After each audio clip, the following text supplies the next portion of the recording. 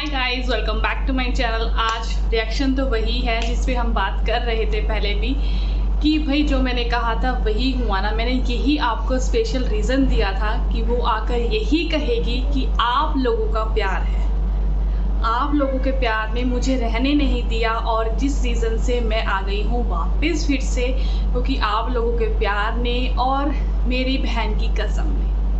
किस पे बात कर रही हूँ, टाइटल और थंबनेल देखकर आपने पता लगा ही लिया होगा कि यस भाई, फिर से प्रीतो अपने आप को बेचारी बनाने की कोशिश कर रही थी कि मेरे साथ ऐसा था, मेरा मन नहीं था। जो उन्होंने अपनी सिस्टर के ब्लॉग में आके बोला कि मेरा कोई मन नहीं था, पर आप उनके फेस से देख सकते हो कि उनका कितना ज़्यादा मन है। एंड वो मात्र 2 दिन में ही मान गई कि भाई मुझे यूट्यूब पर वापस आना चाहिए। जो सब माने बैठे हुए थे उसी दिन से कि ये सारा ड्रामा सिर्फ एक अटेंशन गेन करने के लिए हो रहा है।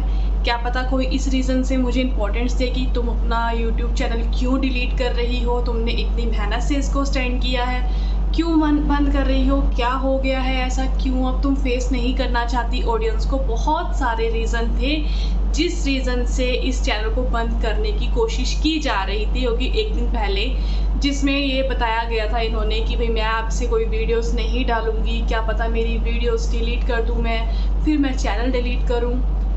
उस वाले ब्लॉग में या उस वाले वीडियो में आप जाके देखना, किसी भी जितने भी मैंने एटलीस्ट 100, 200, 300 तो एटलीस्ट मैंने पढ़े होंगे, इसमें से एक आधा आया कि भाई तुम्हें ऐसे नहीं गिव अप करना चाहिए, अपने इनकम सोर्स को देखो, तुम्हारे पास कोई ऐसा इनकम सोर्स नहीं है स्ट्रॉन्ग। मात्र गिने 2-3 चुने लोग जिन्होंने कहा, बट आप 95% रेशो सिर्फ इस चीज़ की थी कि best of luck, good wishes है, अच्छा हुआ बोरिंग वीडियोस बंद हुए। एंड और भी बहुत सारे रीजंस और कमेंट्स आपके उनकी वीडियो में तुम्हें बहुत अच्छे से मिल जाएंगे कि लोग कितने ज़्यादा इस चीज़ से हैप्पी थे कि फाइनली ये जा रही है। हमारा इंटेंशन किसी को भेजने का नहीं है, बट हाँ ऐसे जब आपको पता है कि मैंने वापस नहीं आना है, अगर आपको लगा था कि आपने डिलीट करना ही है तो वो वीडियो पोस्ट होके मात्र 2 दिन बाद वो चैनल डिलीट हो सकता था। अगर आप चाहते तो चलो एक दिन लोगों ने देख लिया,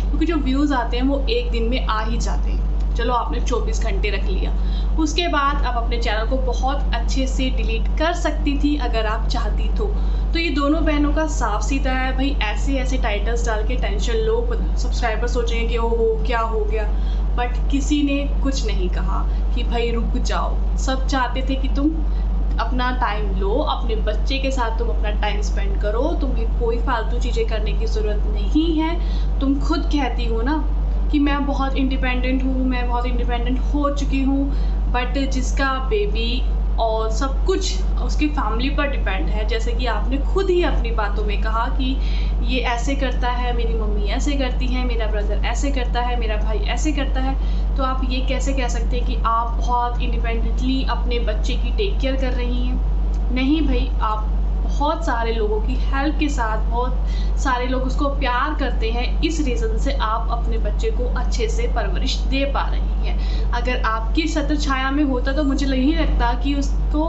इतना कुछ वो इंजॉय कर पाता, बिकॉज आपके पास भी लिमिटेड स्पेस होता और उसके पास भी लिमिटेड स्पेस होता इंजॉय करने के लिए। तो आप ये तो कहिए मत कि मैं ही सब कुछ कर रही हूँ और मैं इंडिपेंडेंट हूँ। नहीं, आप पूरी तरह से डिपेंड हैं यूट्यूब के ऊपर, बिकॉज ये आपका सोर्स ऑफ इनकम है। तो आप इसको उस दिन जब आपने बड़ी ठोस में ये आकर बोला था कि भाई मैं नहीं यूट्यूब पे रहना चाहती, दैट मीन्स आपके बहुत अच्छा स्ट्रॉन्ग होगा कि ऑप्शन सोर्स की इस रीज़न में आके आप इतनी चोड़ में आके ये बात बोलकर जा रही थी कि मैं आपसे यूट्यूब पर नहीं रहूँगी, वीडियोज़ डिलीट कर दूँगी, फलाना ढिमकाना।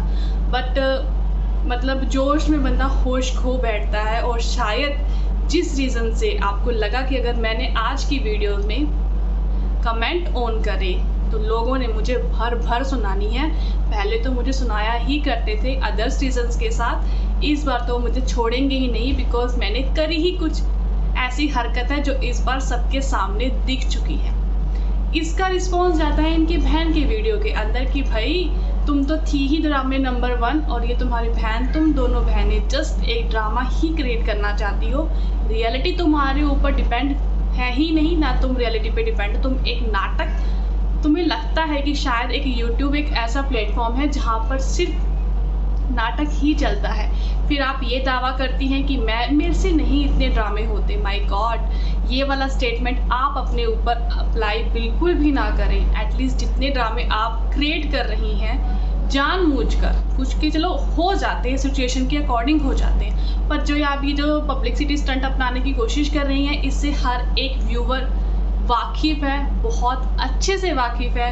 हम भी एक यूट्यूबर हैं, हमारे लिए भी लोग यही सोचेंगे कि हम भी कभी ना कभी ऐसी चीज़ें अप्लाई करेंगे। बट यार 2-3 दिन तो एटलीस्ट रुकना चाहिए था ना। एटलीस्ट हफ्ता ही आप दिखा देते कि भाई हफ्ते भर से मेरी फैमिली मुझे कन्विंस करने की कोशिश कर रही है, इस रीज़न से मैं आई। बट मात्र 2 या 3 दिन में आपने दिखा दिया कि वो जस्ट एक फेक न्यूज़ थी, अटेंशन पाने के लिए कि हाँ 2 दिन मैं रेस्ट कर लूँगी, इसलिए कुछ ऐसी वीडियो डाल दूँ कि 2 दिन के बराबर मेरे उस पर व्यूज़ आ जाएंगे, लोग पूरा देखेंगे उस वीडियो को, क्योंकि पूरे लोग वीडियो देखते नहीं हैं, जिससे एवरेज ड्यूरेशन कम हो जाता है। रही बात नेक्स्ट कसम की, अगर आप अपनी दीदी की कसम इतनी ही मानती हैं तो एक चीज़ का आंसर ज़रूर दीजिएगा। अब तो शायद यही लगता है कि आपकी दीदी नहीं चाहती है कि आप अपने ससुराल जाएं, आपकी दीदी नहीं चाहती है आप लोग सेटलमेंट्स करें, क्योंकि आपकी दीदी ने उस टाइम आपको कसम नहीं दी जिस टाइम ज़रूरत ज़्यादा थी। क्या आपकी दीदी नहीं चाहती है कि आपकी लाइफ बहुत अच्छे से हो? क्या जो सारे दिन सीटू करते रहते हो, कोई ये नहीं चाहता कि उसको उसके फादर, उसकी दादी का प्यार मिले? नहीं, इस चीज़ में कोई कंडीशन, कोई कसम अप्लाई नहीं होगी। उस टाइम दीदी की कसम काम नहीं आए।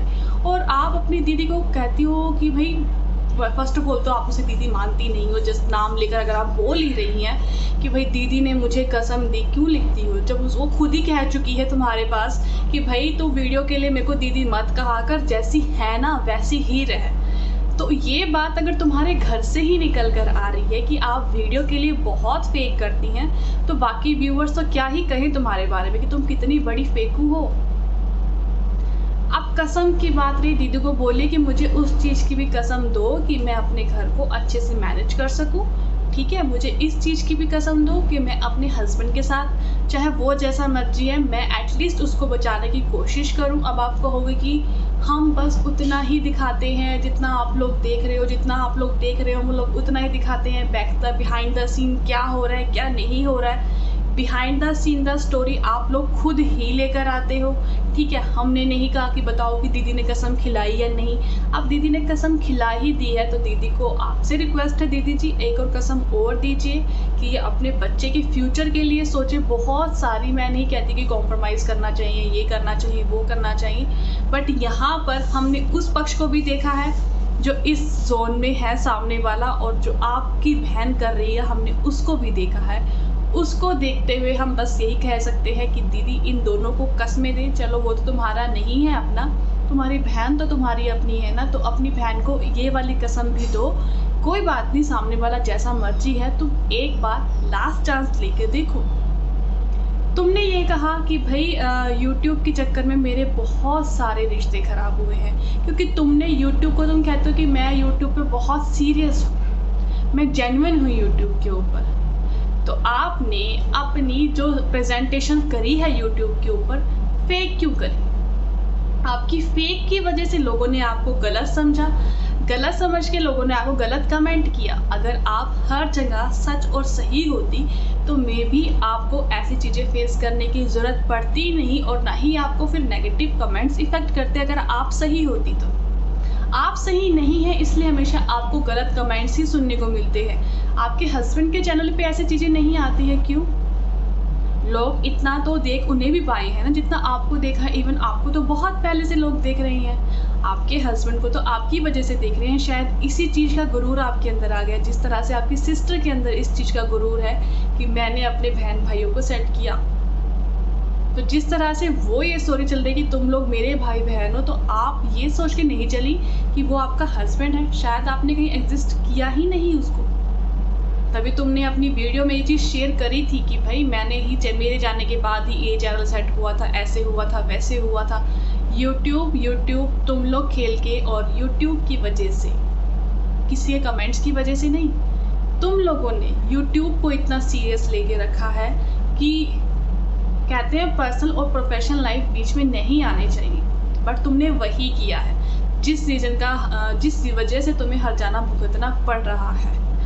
वो वाला पर्सन कभी भी अपनी ऐसी सिचुएशंस नहीं सामने लेकर आ रहा, बट आप किसी न किसी रीज़न से ये कह जाते कि आप कितने ज़्यादा दुख में हैं। कोई सामने से नहीं कह रहा डजंट मीन कि वो दुख में नहीं है या उसे कुछ नहीं हो रहा है। तो अपने लिए सिंपैथी कार्ड खेलना, वुमेन कार्ड खेलना, अपने आप को इतना अफसोस दिखाना कि मैं ही दुख के अंदर हूँ, क्योंकि तुमको तो फिर भी फैमिली सपोर्ट करने के लिए है। तुम्हारे ऊपर सिर्फ तुम्हारी जिम्मेदारी अब जो तुम्हारी शुरू हुई है और तुम्हारे बच्चे को लेकर है, और उस जिम्मेदारी को तुम्हारे भाई बहन पूरा कर रहे हैं। उस बंदी का क्या जिसने ये सोच कर किया था कि हाँ भाई अब लाइफ में पार्टनर आ गया तो मे बी चीज़ें और सेटल डाउन हो जाएंगी। ये चीज़ तुम लोग नहीं सोचते तो मैं भी क्यों सोचूं, बट हाँ एज अ जेन्युइन पर्सन मुझे ये लगता है कि वो बहुत ज़्यादा जेन्युइन है। जिस तरह से मैं उसके वीडियोस देखती हूँ और तुम मुझे बहुत ही ज़्यादा फेक लगती हो। और ये मैंने शायद कमेंट टाइटल में कहा था कि अगर शर्म है ना तो दोबारा से चैनल मत ऑन करना। वो इसलिए ही कहा था क्योंकि मुझे पता था कि तुमने वापस आना ही आना है और तुम्हारा स्वागत नहीं हुआ अच्छे से, क्योंकि तुमने कमेंट ऑफ कर दी, क्योंकि तुम बहुत अच्छे से जानती थी कि मुझे लोगों ने छोड़ना नहीं है। इस बार भर भर के जितने लोग सिर्फ वीडियो देख के कमेंट नहीं करते थे, इस बार वो भी करते। तुमने उनसे बचने के लिए अच्छा दिखावा किया कि हाँ भाई ऐसा हुआ है, ऐसा किया, दीदी की कसम ने और आप लोगों के प्यार ने। फालतू का व्यूवर्स के ऊपर मत चेपो कि व्यूवर्स ने तुम्हें बुलाया है। नहीं भाई, तुम्हें व्यूवर्स ने नहीं बुलाया है। दी अब कहती रहे कि भाई मैंने कसम दी है। क्या कसम दी है भाई? क्या कसम दी है? उसके बेटे की, उसके फ्यूचर की, या मम्मी की, या ब्रदर की, या अपनी? बस शादी के बाद मुझे नहीं लगता कि एक हस्बैंड हमारे साथ हमेशा ज़िंदगी भर रहता है।